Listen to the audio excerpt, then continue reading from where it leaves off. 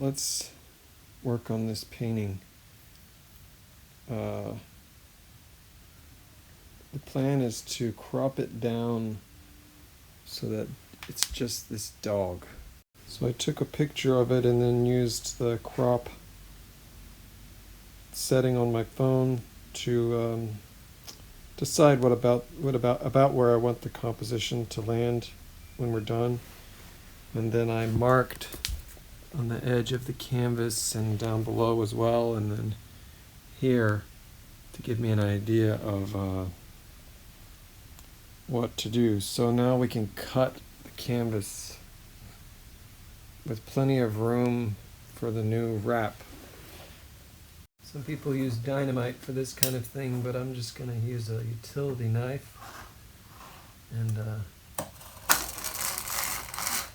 see, I'm giving the whole width of the knife edge.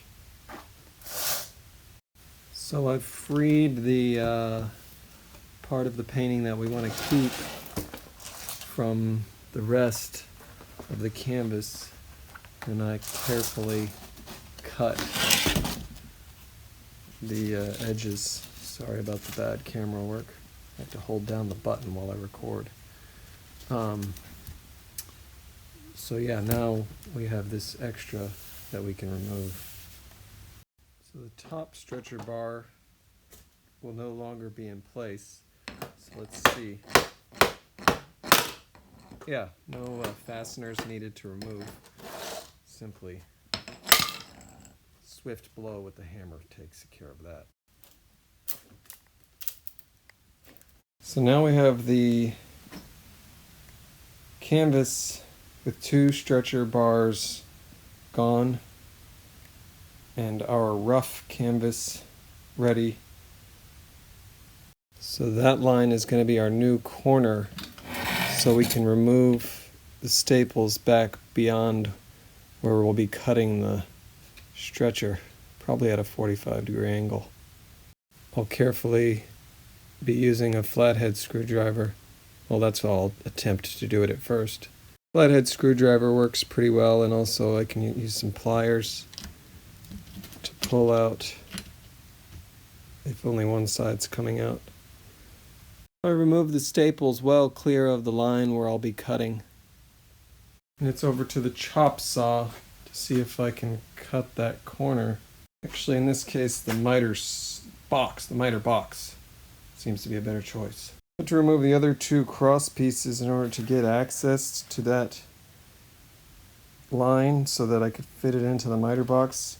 So at this point, it's beginning to seem like maybe the conservation of that one corner isn't really worth it, and it would be better to pull apart, to remove the canvas entirely before doing that. But clearly, as you can see in the video, how it's proceeded so far, that has not been our approach. I've begun the cut. With the cut completed, there is a nice 45-degree angle miter ready at our new corner. Just repeating the same thing for the other corner. Just to show the messier side of how this kind of work can go, I guess, especially when you're doing it in this somewhat haphazard way. Cut was the saw was getting stuck, bound up, and so I broke it, and it'll be easier to cut now because it was pinching. So yeah, and it also was hard to get the canvas folded back enough so that I could get the piece in the correct position. But you know, the important thing is your outcome, and using this guide makes it a real 45 as long as everything is situated properly, no gaps, and it's held solidly in place. That gets you a real 45, so final product is important, of course. After I broke it, it was much easier to saw through the rest. And you can see that's not quite a smooth surface, so I may sand that little edge down. So now it's just a matter of measuring the lengths and using the stretcher bars that we removed and cutting them down to size. and gluing up the square nice and square, and then wrapping. Well, you want to get your pieces, I already cut that, so it's a fresh cut on the miter saw. You want to get them as precise as possible. That way you end up with a square. So I'll cut that pencil line in half. So there we have the new stretcher bars cut and ready to glue up. My plan is to use this Pony 1225 somewhat customized tool for gluing the corners. I found that good pressure is very important for good glue corner joints, and that strap clamp applies pressure evenly to all four corners so it evens out. It also creates a more square frame because it's applying inward pressure on all four corners at the same time, evening out any non-squareness.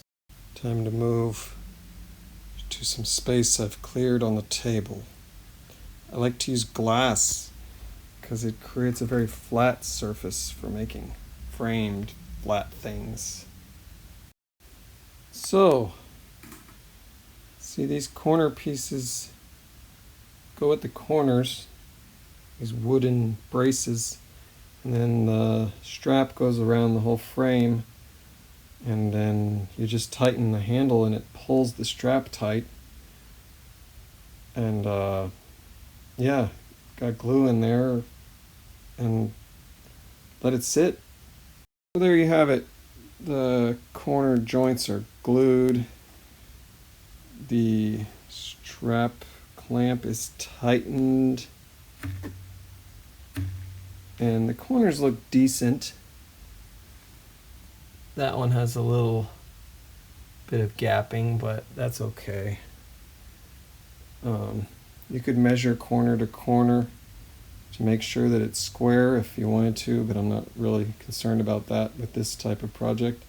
I had to do some funky folding of the canvas on the corners, which again was kind of a, well, it would have been better to just remove the canvas completely.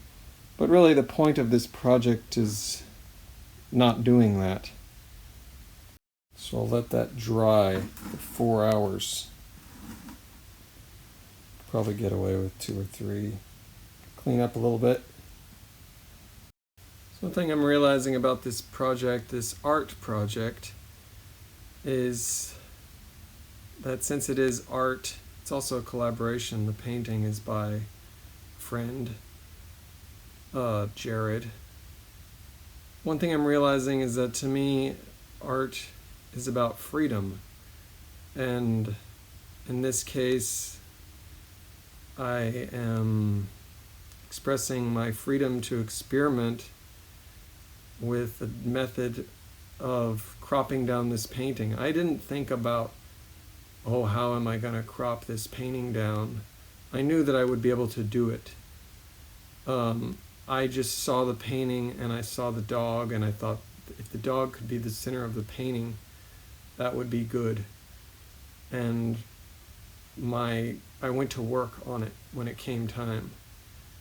And with a different type of project, I would have approached it a different way, I think, especially if it was for work. But since this is an art piece, it was more, I kind of short-circuited some parts of my construction mind. And it was more about me as an artist, as a person, as a craftsman, just engaging with what's in front of me. Not to say that being very thorough and patient can't also be a part of that process, but it wasn't in this case. Yeah, so making things work in whatever way, with whatever means you have at hand, is a skill as well. I think that goes without saying. And I don't know, it's kind of a mystery, which I think making art is engaged in mystery. just like a relationship with an intimate partner. It's very mysterious. And here is the final product.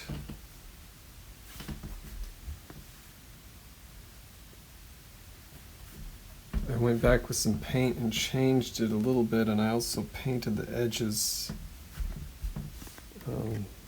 This line was a lighter color before, and there was some of the canvas showing through down at the bottom.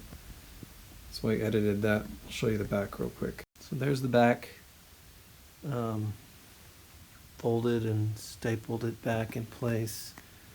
The canvas is not great quality, so it kind of got a little messed up, but it's nothing really. The folding didn't really do any damage. It's all good, and I was able to stretch it enough to get it taut and flat. So yeah, all in all, a success. Thank you for watching.